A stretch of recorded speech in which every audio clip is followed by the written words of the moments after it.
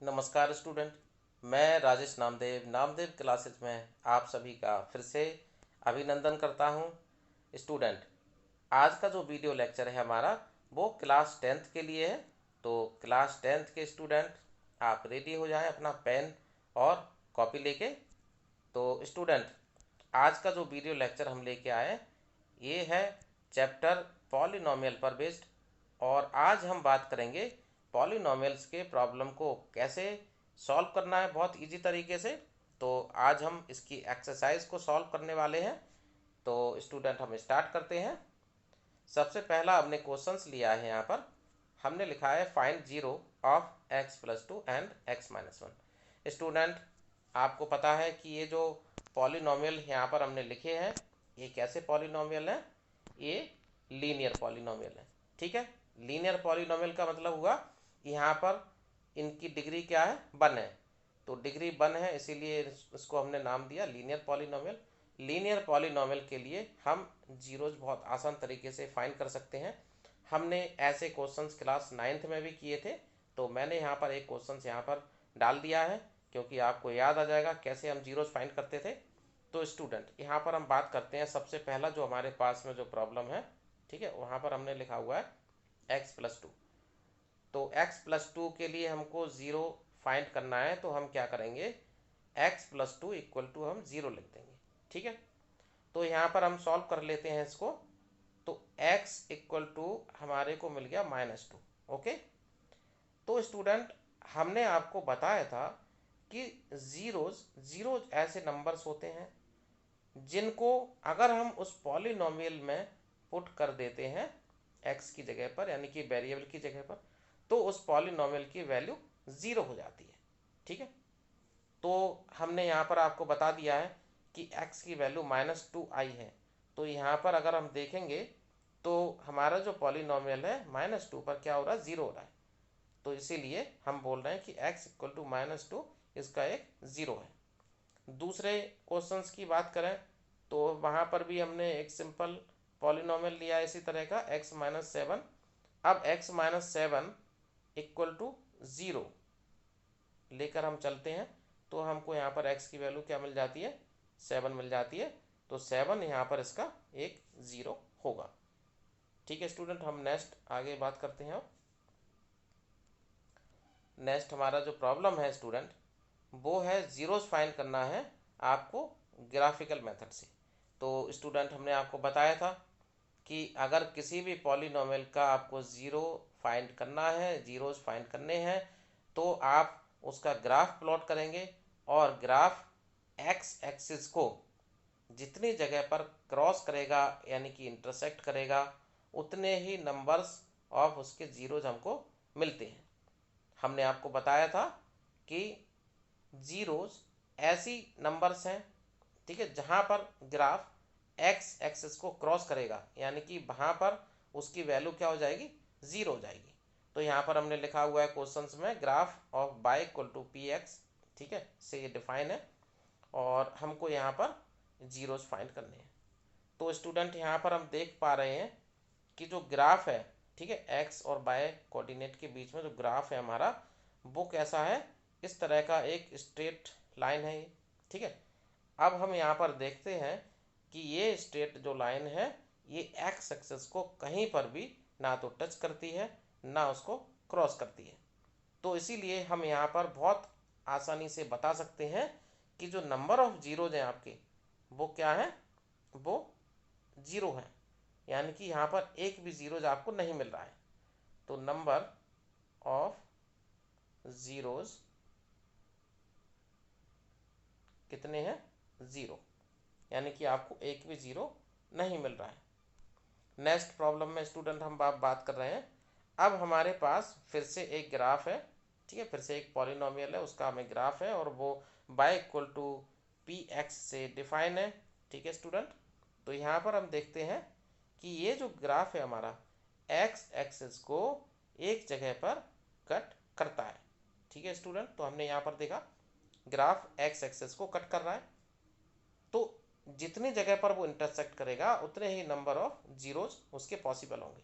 तो यहाँ पर बहुत आसान तरीके से हम बता सकते हैं जीरोज कितने होंगे यहाँ पर? एक जीरोज होंगे, ठीक है। तो यहाँ पर कितने जीरोज हैं? Only 1, okay. Next problem student हमारे पास है अब इसी तरह का फिर है। अब हमने डिफरेंट ग्राफ ले लिया है, तो अब हमारा फिर से एक पॉलिनोमियल है और y equal to p x है, वो डिफाइन है। तो यहाँ पर उसका जो ग्राफ है ये आपको डायग्राम में दिखाई दे रहा है, इस तरह का रिप्रेजेंटेशन हमारे पास है। ये हमने एनसीईआरटी की बुक से ही प्रॉब्लम लिए हैं स्टूडेंट, तो इसीलिए आप बेफिक्र रहिए, एनसीईआरटी की बुक के प्रॉब्लम हम आपको सॉल्व करके बताया करेंगे। तो यहाँ पर हम देखते हैं कि जो ग्राफ है हमारा वो एक्स एक्सिस को 3 जगह पर कट कर रहा है, ठीक है, 1, 2 और 3। तो यहाँ पर स्टूडेंट हम बताएंगे नंबर ऑफ जीरोस कितने हो जाएंगे हमारे पास, नंबर ऑफ जीरोज यहाँ पर हो जाएंगे 3, ओके। तो स्टूडेंट इस तरीके से हम बहुत आसानी से हम बता सकते हैं एक ग्राफ को देखकर कि वहाँ पर नंबर ऑफ जीरोस कितने आएंगे। स्टूडेंट अब हमारे पास जो प्रॉब्लम है उसमें हमने लिखा है find the zeros of the following quadratic polynomial and verify the relationship between the zeros and the coefficient. Student सबसे पहले हमें क्या करना है, हमारा जो पॉलिनोमियल है उसको हमें देखना है वो कैसा है। तो यहाँ पर हमको दिखाई दे रहा है कि एक क्वाड्रेटिक पॉलिनोमियल है क्योंकि इसकी डिग्री 2 है। तो सबसे पहले हम इसको सॉल्व करेंगे, सॉल्व करके हम इसके जीरोज फाइंड करेंगे। तो स्वाभाविक है यहाँ पर क्वाड्रेटिक पॉलिनोमियल है तो नंबर ऑफ जीरोज इसके कितने आएंगे, 2, ओके। तो सबसे पहले हम जीरोज फाइंड करेंगे, उसके बाद हमारे पास जो रिलेशनशिप है, ठीक है, रिलेशन है हमारे पास जीरोज और कोफिशिएंट के बीच में, तो उन रिलेशन को हमें वेरीफाई करना है। हमारे पास रिलेशन होते हैं 2 प्रकार के, एक होता है सम ऑफ जीरोज और दूसरा होता है प्रोडक्ट ऑफ जीरोज। तो यहाँ पर हम सबसे पहले सॉल्व करके जीरोज फाइंड करते हैं, ठीक है स्टूडेंट। तो सबसे पहले हमने प्रॉब्लम को हमने नोट कर लिया, हम इसको थोड़ा सा और शार्प कर लेते हैं। तो यहाँ पर हमने प्रॉब्लम लिखा, हमने x square minus 2x minus 8, ठीक है। अब स्टूडेंट यहाँ पर हम फैक्टराइजेशन मेथड से इसके जीरोस फाइंड कर लेंगे, जैसा कि हमने आपको बताया था क्वाड्रेटिक पॉलिनोमियल में हम फैक्टराइजेशन मेथड अप्लाई करते हैं। तो स्टूडेंट हम देखते हैं यहाँ पर इसको हम इस तरीके से लिख सकते हैं, x square minus 4x plus 2x minus 8, ठीक है। अब हम क्या करेंगे, इसको सिंप्लीफाई करेंगे। तो यहाँ से हमने x कॉमन ले लिया तो हमारे पास बचा x माइनस 4, और यहाँ से हमने 2 कॉमन लिया है तो बचा हमारे पास x माइनस 4, ओके, ठीक है स्टूडेंट। इसके बाद हमको मिल जाएगा x प्लस 2 और दूसरा ब्रैकेट हमको मिल गया x माइनस 4, ठीक है। अब इसके बाद हम आगे देखते हैं x plus 2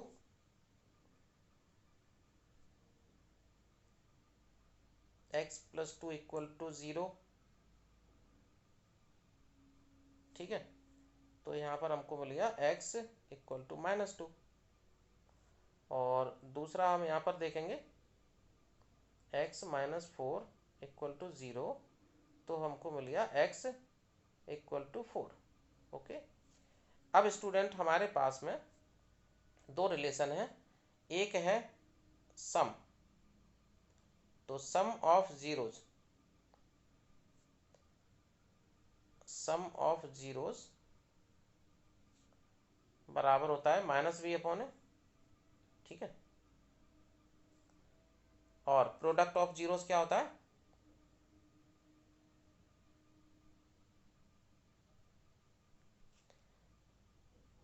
product of zeros होता है सी अपॉन ए। तो यहाँ पर हम देखेंगे हमारे पास 2 जीरोज आ गए हैं, ठीक है। तो दोनों जीरोज का हमको एक बार सम करना है और एक बार प्रोडक्ट करना है, और ए बी सी की वैल्यू यानी कि जो कोफिशिएंट है वो हमको कहाँ से ले लेना, अपने जो हमको पॉलिनोमियल गिवन था, ठीक है। तो वहाँ से हमने पॉलिनोमियल की वैल्यूज़ ले ली और उनको हमने यहाँ पर वेरीफाई हम कर सकते हैं। तो सबसे पहले हम देखेंगे तो इन दोनों का देखो अगर हम सम करें, ठीक है, तो सम करने पर हमको क्या मिलेगा, -2 + 4 = अब -b/a। तो यहाँ पर हम देख लेते हैं b की वैल्यू हमारे पास क्या है। b की वैल्यू हमारे पास -2 है और a की वैल्यू 1 है। तो यहाँ पर इसको हम बहुत आसानी से लिख सकते हैं, -2 = -2/1। तो इस तरीके से स्टूडेंट यहाँ पर हम देखते हैं ये क्या आ गया हमारे पास में,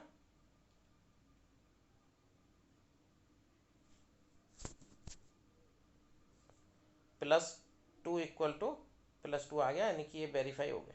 ठीक है, अब हम देखते हैं प्रोडक्ट के लिए। तो प्रोडक्ट में क्या हो जाएगा,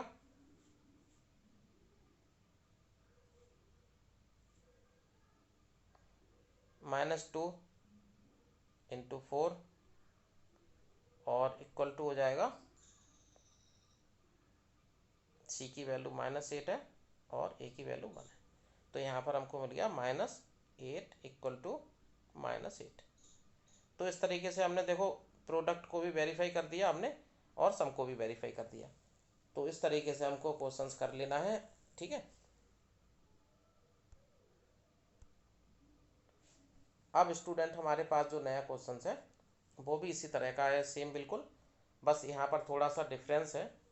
हमने यहाँ पर फिर से क्वाड्रेटिक पॉलिनोमियल लिया है और इसमें हमको 2 टर्म्स दी हैं केवल। ठीक है, तो इसीलिए हमने आपको लिया है क्योंकि इसमें जो c की वैल्यू है वो 0 है। स्टैंडर्ड जो पॉलिनोमियल होता है ना ax² + bx + c, तो यहाँ पर हमने लिखा है इसको 4u²। तो सबसे पहले हम इसके जीरोस फाइंड कर लेंगे। तो यहाँ पर सबसे पहले हम लिखेंगे 4u² + 8u। इसमें से हमने 4 कॉमन ले लिया और u कॉमन ले लिया, तो हमारे पास बचा u + 2। और जीरोज हमको फाइंड करने हैं, तो इसको हम 0 के बराबर रखते हैं पॉलिनोमियल को।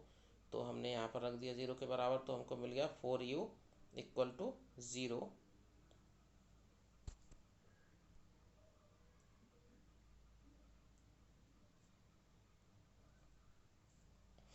तो u बराबर हमारे पास यहाँ पर निकल के आ गया 0। ठीक है, और दूसरा स्टूडेंट हमारे पास जो फैक्टर है वो है u + 2। ठीक है, u + 2 = 0। तो यहाँ से क्या आ गया, u = -2। अब हमारे पास 2 जीरोज आ गए। ठीक है, तो जीरोज कौन कौन आ गया, एक आ गया 0 और एक -2। तो हम लिखेंगे यहाँ पर जीरोज आर 0, -2। इन दोनों को, और हमें ए बी सी की वैल्यू लिखनी है। तो जैसा कि हम जानते हैं जो स्टैंडर्ड हमारा पॉलिनोमियल होता है, ठीक है, तो स्टैंडर्ड जो पॉलिनोमियल होता है वो क्या होता है, ax², ठीक है, +bx + c। यहाँ से हमको क्या करना है, कंपेयर करके लिख लेना है ए बी सी की वैल्यू। तो यहाँ पर हम देखते हैं हमारे पास जो पॉलिनोमियल गिवन है, ठीक है, उसमें हम देखते हैं क्या दिया है हमको, ए की वैल्यू 4 और बी बराबर 8 और सी बराबर यहाँ पर 0 है। ठीक है, तो इन वैल्यूज़ के बेसिस पर आपको वेरीफाई करना है। तो सबसे पहले हम लिखते हैं सम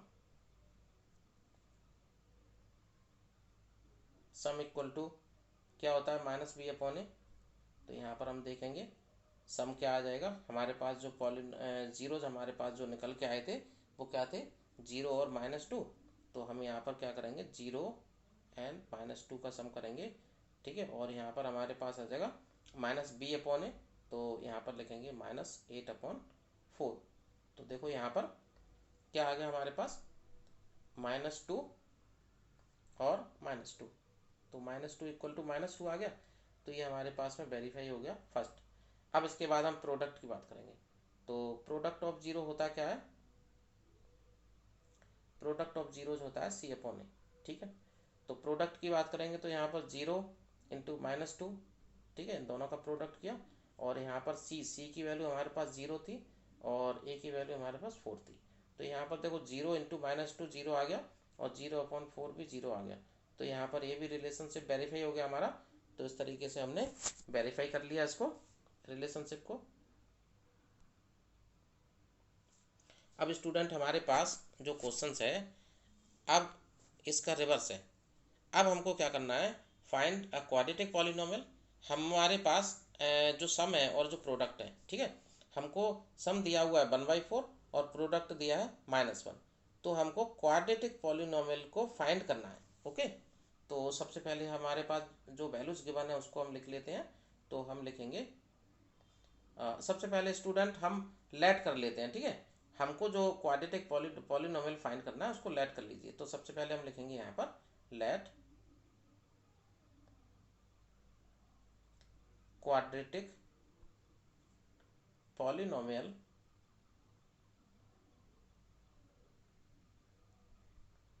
तो ये हो जाएगा ax² plus bx plus c, ठीक है। ये क्वाड्रेटिक पॉलिनोमियल हमने लेट कर लिया। अब आपको क्या करना है, आपको जो दिया हुआ है वो लिख लेना है आपको, और ए बी सी की वैल्यू फाइंड करके यहाँ पर पुट कर देना है, ठीक है। इसको हमने इक्वेशन 1 नाम दे दिया है।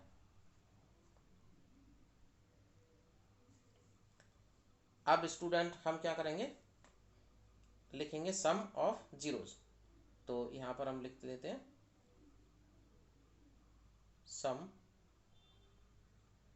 सम हमको दे रखा है, यानी कि alpha plus beta equal to 1/4,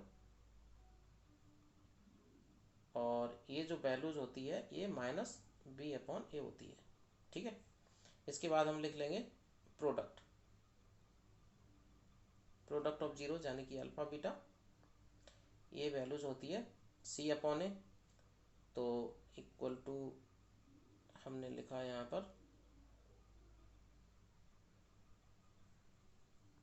पर, हमने लिखा -1 दिया है हमको, तो हम यहाँ पर -1 लिख लेंगे।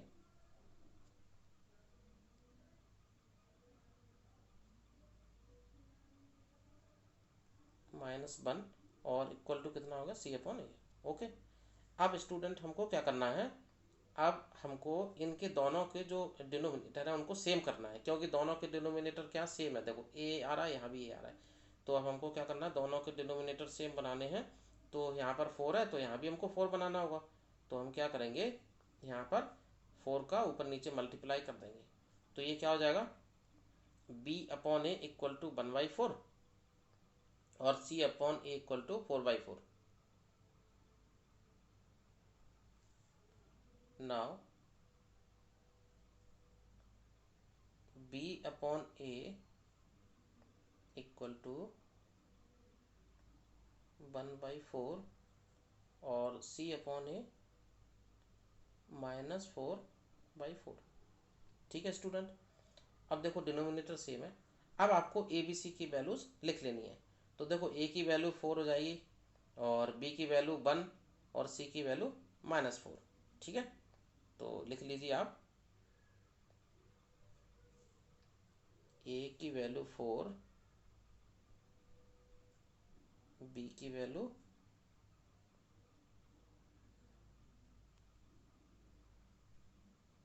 -1 और सी की वैल्यू 4। अब स्टूडेंट आप वैल्यूज पुट कर दीजिए।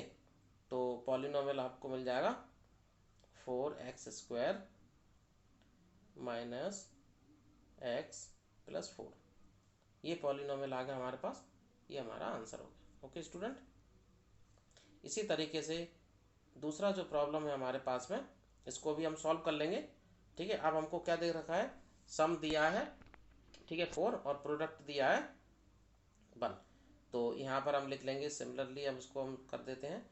तो यहाँ पर सबसे पहले हम लिखेंगे alpha plus beta equal to